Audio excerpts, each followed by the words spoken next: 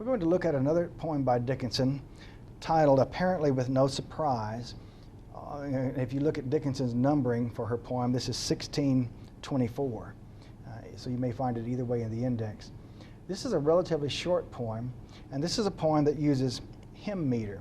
And we're just going to take a very brief look at the meter here before we look at the content of the poem. By hymn meter, we mean that Dickinson often used the metrical form that was commonly used in hymns, church hymns at the time. And typically this was a formation of 4 and 3 at the iambic meter. So the first line had 4 feet, the second line had 3 feet, third line had 4 feet, the fourth line had 3 feet again, of alternating iambic meter like that. And they call that hymn meter because, indeed, if you pick up an old hymnal and read some of those old hymns or sing them, this is the way that they were written. And so she picked up on that, and she didn't use it for all of her poetry by any means, but she did use it frequently and seems to use it pretty well in this poem. Apparently with no surprise to any happy flower, the frost beheads it at its play in accidental power. So what's she talking about here? Cycles of nature, the seasons of the year. And there's no surprise to the flower, she says here in the first 2 lines, that the frost beheads it at its play. Well, we know this when the fall of the year comes around, the flowers are still blooming, we get that first freeze, and many of the flowers then are killed at that point. And notice the word choice here. And when we look at a poem and we sort of do what we think of as an explication, we often take a very close look at the word choice by a poet, because very often the connotations of the words, not just the denotations, but the connotations, tell us something about what the poet's conveying here. And remember, the denotation is the literal dictionary meaning of a poem. The connotation would be the associated meanings. So words sometimes have positive connotations, words sometimes have negative connotations, or words can have neutral connotations. For example, the word tyrant or dictator, either of those would have a very negative connotation. The word king probably has a fairly neutral connotation. We can have good kings, we can have bad kings. But can we have a good tyrant or a good dictator? Well, good dictator works a little bit better than good tyrant. A tyrant almost excludes the idea of being good. But we get into the idea of connotations here, the associated meanings of words. So that's what I'm getting at here with the words in the poem.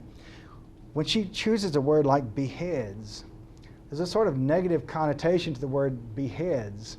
It doesn't just mean we're ending its life cycle here, but we bring up images of something like the guillotine and the French Revolution, where people were putting their heads chopped off.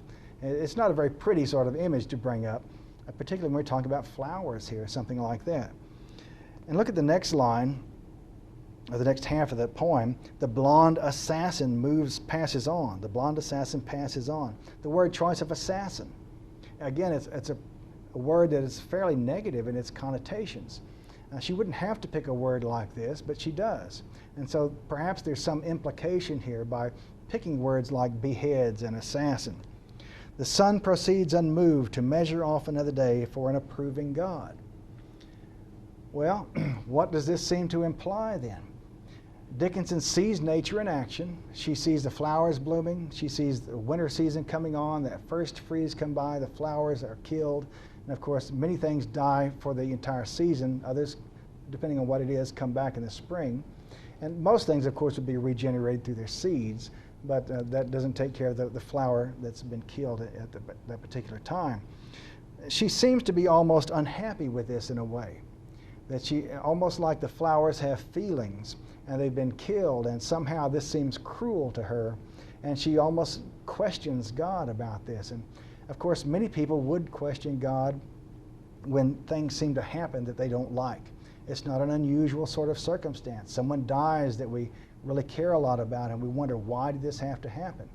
And we wonder then, is there a great plan, or is this an accident? Was there any reason why this had to happen, or was it just a random act of chance? And those are questions we really can't answer, at least not in this life.